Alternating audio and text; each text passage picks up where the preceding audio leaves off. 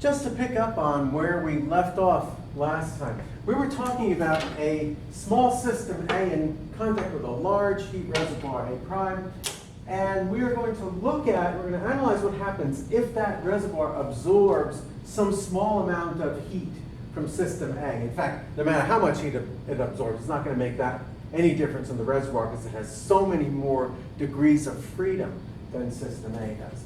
What we did was to say, let's look at the log of the accessible states for the heat reservoir. We said that because this is going to be such a small change, we could expand the log of omega in a Taylor expansion. And if we do that, we'll take the log of omega prime with the added heat from the system minus the original log of omega prime. And when we do that, we're going to get something that looks like this. With the Taylor expansion, I can write that as d log omega prime e prime times q prime plus 1/2 second derivative of log of omega prime with respect to e prime times q prime squared. Now, I can write this. This, of course, this term is just beta, so I can say that the log of omega prime of e prime plus q prime, is equal to beta prime times q prime plus a higher order term. Now notice, beta prime shouldn't change all that much by absorbing some amount of heat q prime. So therefore, I can say any higher order terms than this.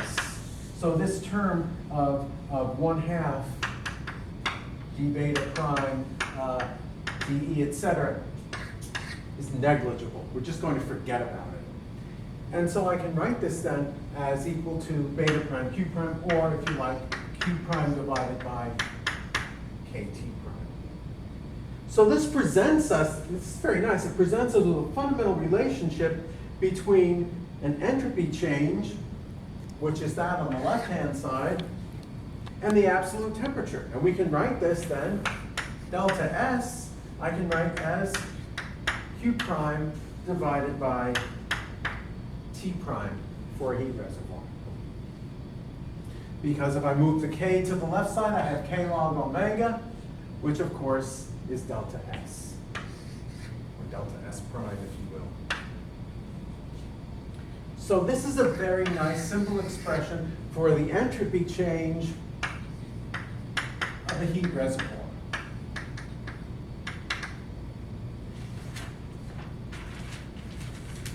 This relationship also holds if we're dealing with the absorption of an infinitesimal amount of heat, that dq. So I can write this ds is equal to dq over t. And normally, as we said in one of our last lectures, we often put a slash through the dq, indicating that it is an inexact differential. But we don't have to do that in this case. As it turns out, we'll speak about this later, the factor 1 over t is what we call an integrating factor. And what that does is it turns this inexact differential into an exact differential. We'll get more into that later on. So that is a very deep excursion into the thermal interaction. Let's do an equally deep excursion into the mechanical interaction. And then we'll put them both together.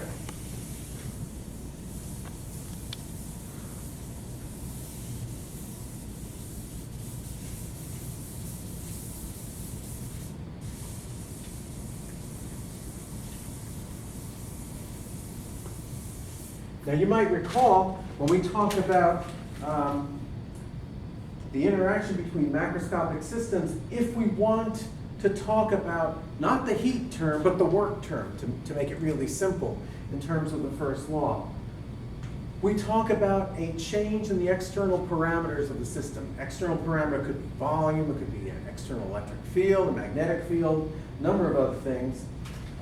What we want to do is ask ourselves the question, how does omega of E depend upon external parameters?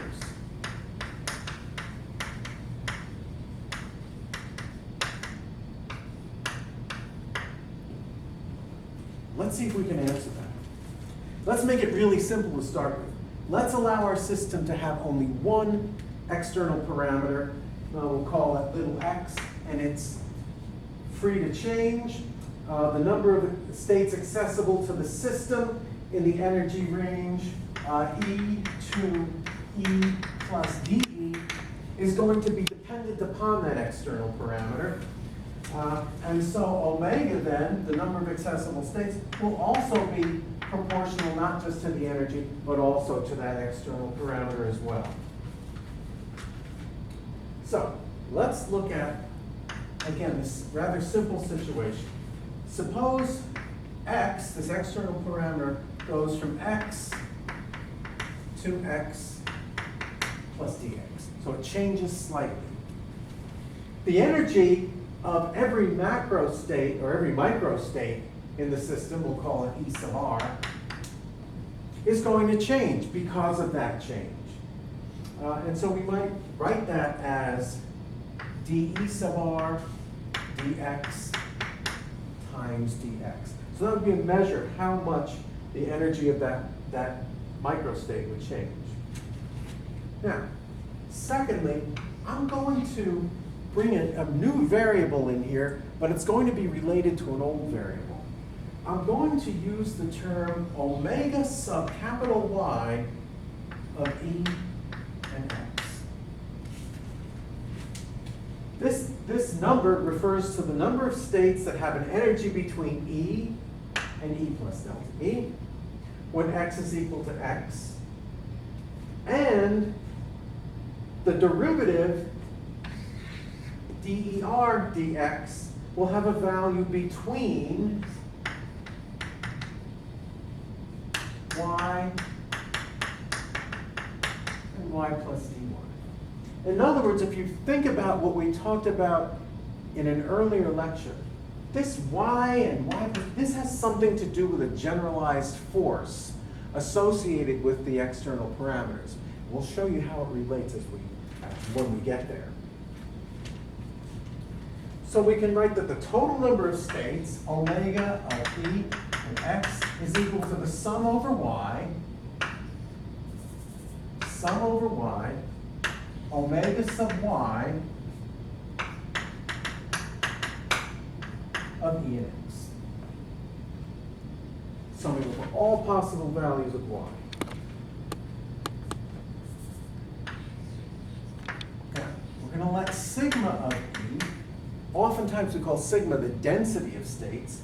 It's the total number of states whose energy changes from a value less than E to a value greater than E when X goes from X to X plus delta X. Okay, so this is the number of states that change from an energy below E to an energy above E. The question is, how would we get such a number? How would we figure out how this would work? We'll take it through this thought process. First, states for which der dx equal to y change their energy by y dx. Y dx when x goes to x plus dx. So all states that have an energy that's this much below E will now have energy that's E or above. the number delta y of E then is given by the number per unit energy multiplied by y dx, or I can write this as omega sub y of E x divided by delta E times y dx of them. But different states are going to have their energy changed by different amounts of y dx. So if I want to know the total number of states when that happens, I'm going to say sigma of E is equal to the sum over all y, sigma y of E. And I'm going to write that as omega y of E divided by delta E times y dx, which I can write as omega of E and x delta E times y bar dx, where we define y bar as 1 over omega of E and x times the sum over y, omega sub y dx times 1.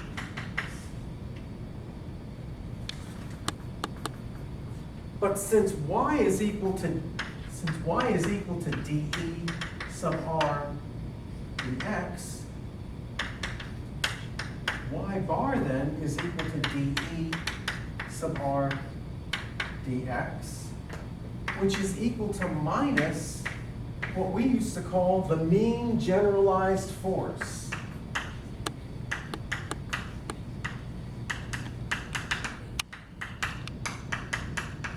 And we gave some examples of that last lecture where we said if I have an external quantity that's just length or displacement, the mean generalized force is force. If it's a volume, then the mean generalized force is a pressure. And there are other examples as well. So we can say that X is the generalized force that's conjugate to the external parameter little x. Well, now we have to calculate the total number of states that lie between E and E plus delta E. And I can do that if I say if x becomes x plus dx, the number of states will change by d omega dx, this is of E and x, times dx. Because some states, of course, will become too high in energy, so they'll leave. Some states that were lower will enter that range of E plus delta E. But I can write this term as sigma of E minus sigma of E plus delta E, or minus d sigma dE.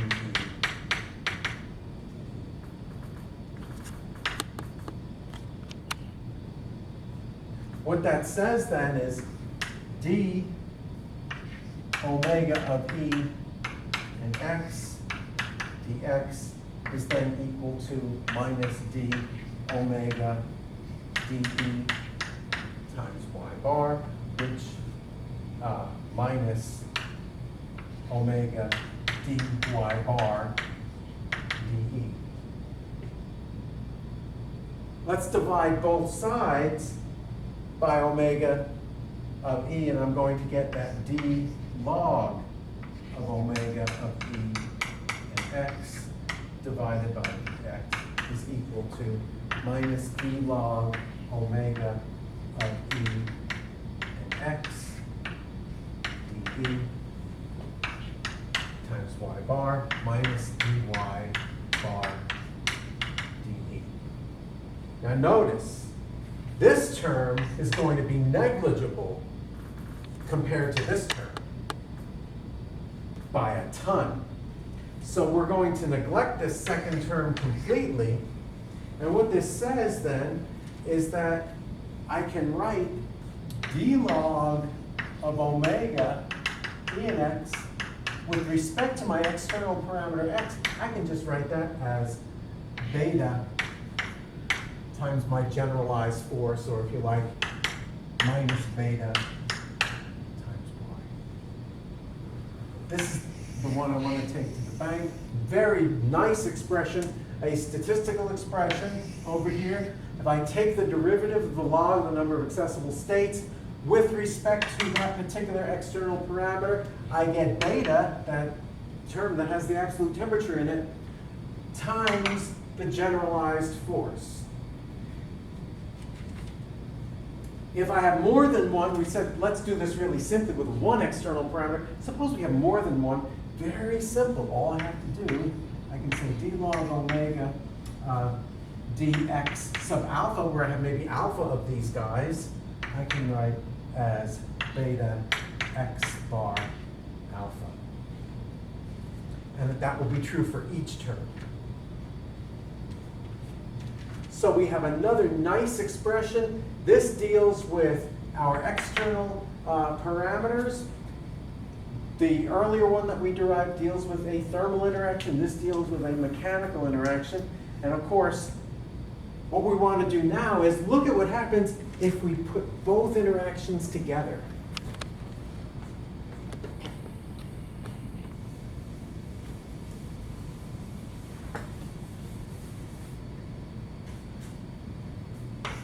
So again, I've got two systems, A and A prime. Now we're going to let them exchange heat and also do work on one another. That is to say, have external parameters change.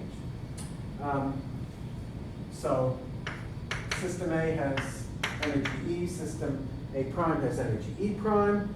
System A has external parameters x1, x2, x3, etc. x1 prime, x2 prime, x3 prime, etc. are the external parameters associated with system A prime.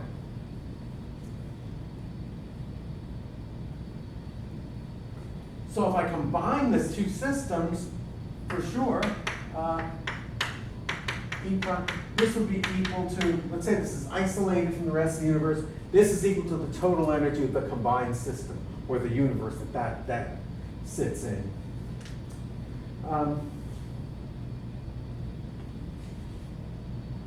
In the same way,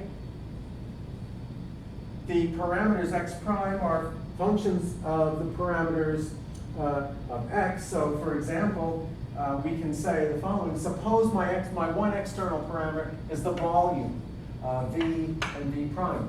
In this case, the total volume of the system, V naught, would be equal to the sum of the volumes of the two systems. So the external parameters add as well. This makes things a little bit nicer.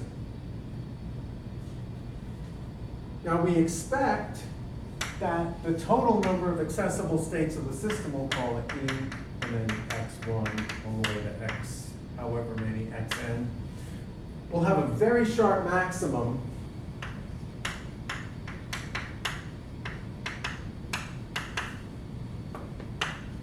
at E equal to, we'll call it E bar, and x alpha equal to x alpha bar.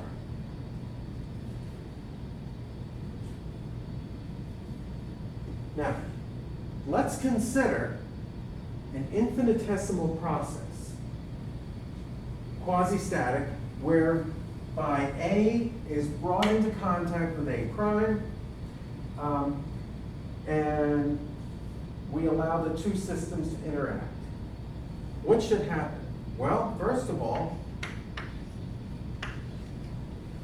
if I were to look at how the log of the number of accessible states change, I could write that as d log omega dE times dE, plus, taking my external parameters into account, alpha equals 1 to little n, d log omega dx of alpha times dx sub alpha. So that would be the way to get the total number of states. I could write this more simply. This term, first term is just beta dE plus sum over alpha x bar is alpha bar, which I can write as beta, that's dE plus, what is this? External parameter times the generalized force. This is a work term, W. And in fact, we'll call it, since it's infinitesimal, we'll call it dW. Well, the combination of these two by the first law of thermodynamics says that this is just dQ. dE plus dW is just dQ.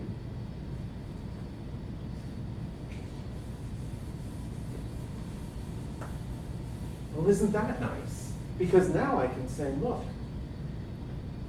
dQ is equal to T ds, which is dE plus dW.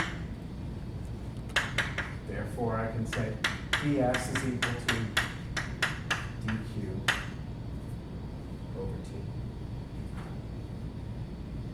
So what is this saying? This is saying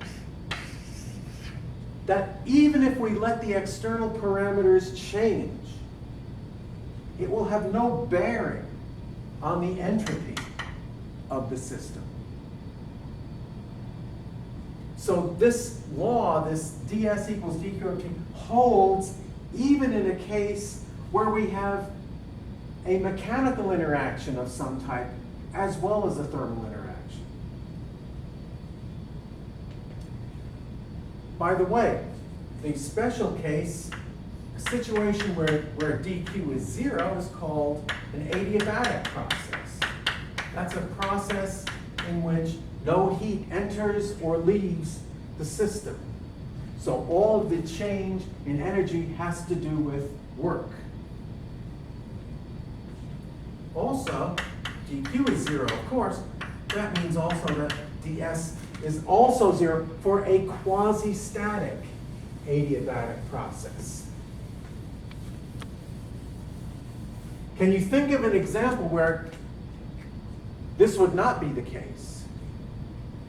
I'll give you a really simple example of that. Look, suppose I have the following situation.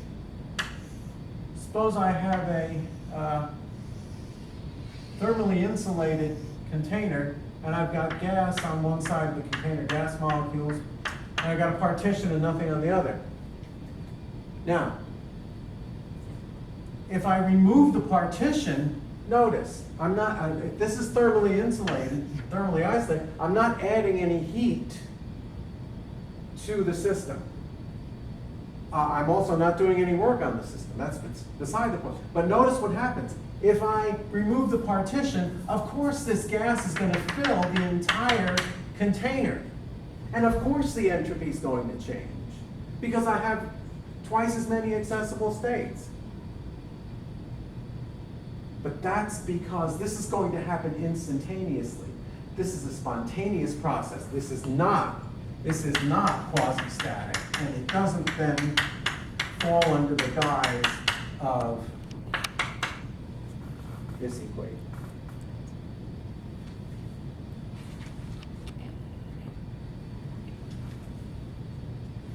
Now, obviously, in the case of our quasi-static process, we're going to compute the number of states available to the combined system as just the product of the number of states available to both systems, right? Each system, I should say.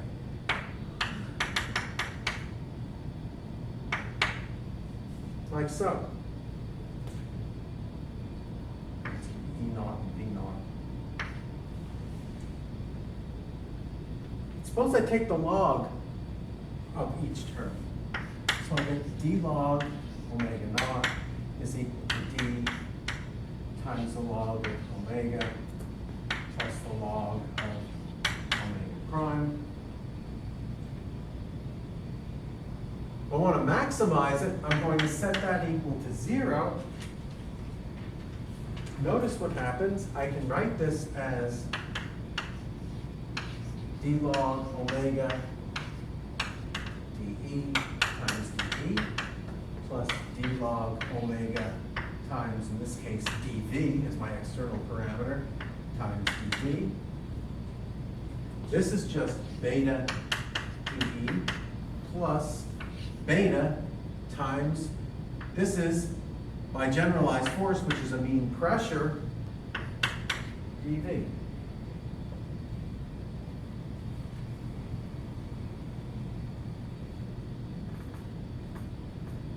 So in the case, if we can work this down, in equilibrium, not only is beta equal to beta prime, but also my generalized forces are also equal. Pressure is equal to P prime as well.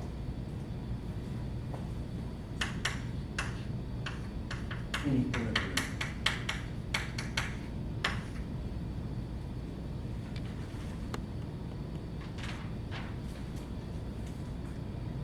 Next time, we'll begin with entropy and how it relates to exact differentials.